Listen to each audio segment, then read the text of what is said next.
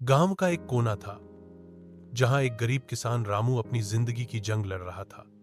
उसके पास न ढंग का घर था, न पैसे, और न ही जमीन का टुकड़ा जो भरपेट रोटी दे सके। फिर भी वह रोज सुबह सूरज से पहले उठता, अपने पुराने बैल को सहलाता और खेतों की ओर निकल पड़ता। रामू का जीवन संघर्षों से भरा था। 5 साल पहले एक बुरी बरसात ने उसकी फसल बर्बाद कर दी थी। कर्ज चढ़ गया था और मजबूरी में उसे अपनी आधी जमीन बेचनी पड़ी थी। बाकी की जमीन से वह किसी तरह अपनी पत्नी गौरी और 2 बच्चों को पाल रहा था। लेकिन रामू हार मानने वालों में से नहीं था।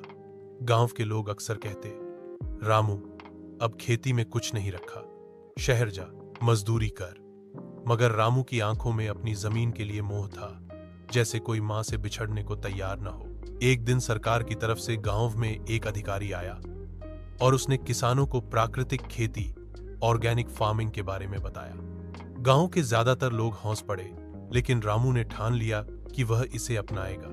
वह दिन रात मेहनत करता, गोबर से खाद बनाता, नीम का छिड़काव करता और हर वो तरीका अपनाता जो सिखाया गया।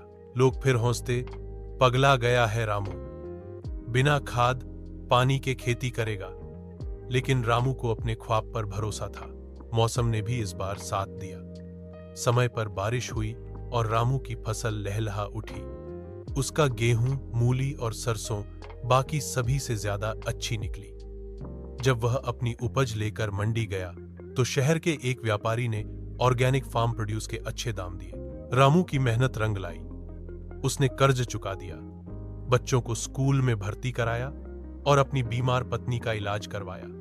सबसे बड़ी बात, गांव के बाकी किसान अब उसी से खेती की सलाह लेने आने लगे। एक दिन